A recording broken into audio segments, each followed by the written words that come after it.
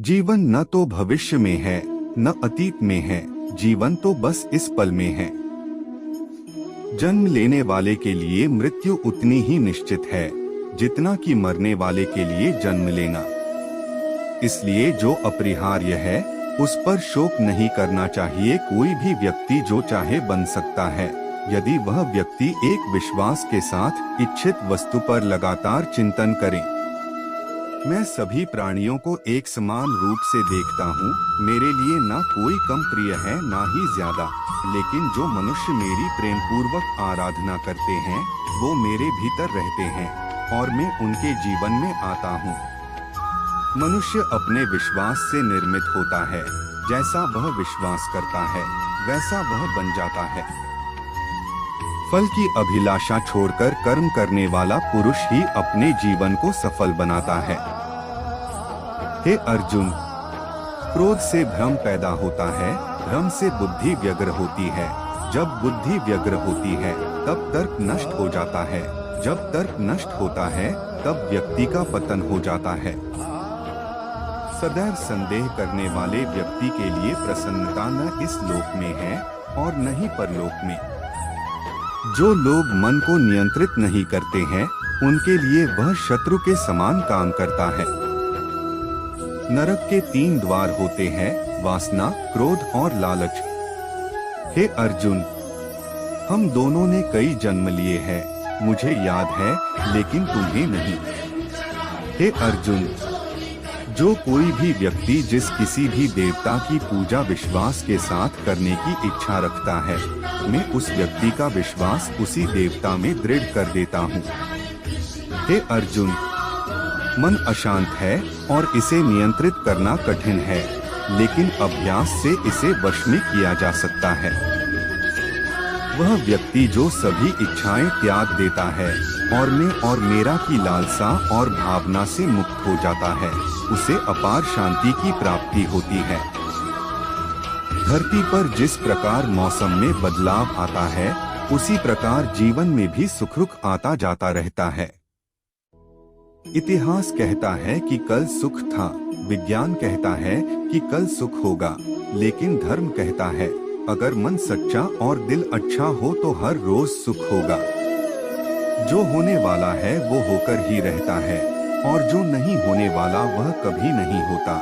ऐसा निश्चय जिनकी बुद्धि में होता है उन्हें चिंता कभी नहीं सताती है। समय से पहले और भाग्य से अधिक कभी किसी को कुछ नहीं मिलता है। जो व्यवहार आपको दूसरों से पसंद ना हो ऐसा व्यवहार आप दूसरों के साथ भी ना करें। जब जब इस धरती पर पाप, अहंकार और अधर्म बढ़ेगा तो उसका विनाश कर पुनः धर्म की स्थापना करने हेतु मैं अवश्य अवतार लेता रहूंगा।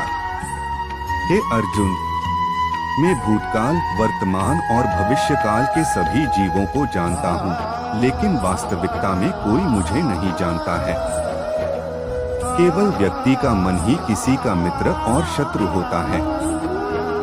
वह व्यक्ति जो अपनी मृत्यु के समय मुझे याद करते हुए अपना शरीर त्यागता है वह मेरे धाम को प्राप्त होता है और इसमें कोई संशय नहीं है। अच्छे कर्म करने के बावजूद भी लोग केवल आपकी बुराइयां ही याद रखेंगे।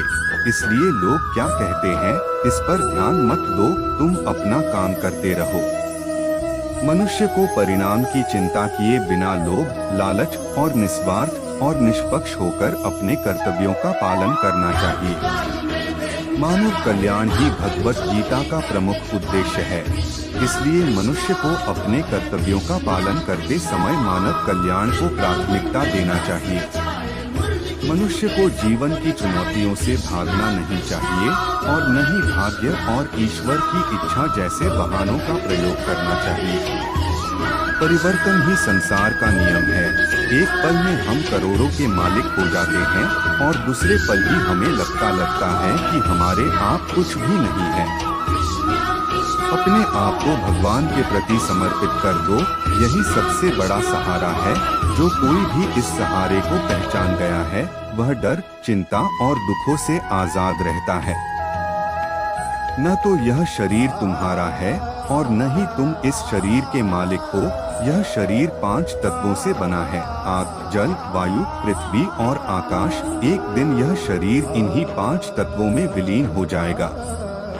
कोई भी इंसान जन्म से नहीं बल्कि अपने कर्मों से महान बनता है।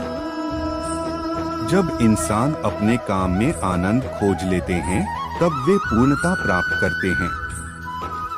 तुम क्यों व्यर्थ में चिंता करते हो? तुम क्यों भयभीत होते हो? कौन तुम्हें मार सकता है? आत्मा न कभी जन्म लेती है और न ही इसे कोई मार सकता है। ये ही जीवन का अंतिम सत्य है। हे अर्जुन, मैं धरती का मधुर सुगंध हूँ, मैं अग्नि की ऊष्मा हूँ। सभी जीवित प्राणियों का जीवन और सन्यासियों का आत्मसंयम भी मैं ही हूँ। मन की गतिविधियों, होश, श्वास और भावनाओं के माध्यम से भगवान की शक्ति सदा तुम्हारे साथ है। हे अर्जुन, प्रबुद्ध व्यक्ति के लिए गंदगी का ढेर, पत्थर और सोना सभी समान है। हे अर्जुन, बुद्धिमान व्यक्ति को समाज कल्याण के लिए बिना आसक्ति के काम करना चाहिए। आशा करते हैं कि यहाँ पर बताए गए गीता के उपदेश आपको अच्छे लगे हो।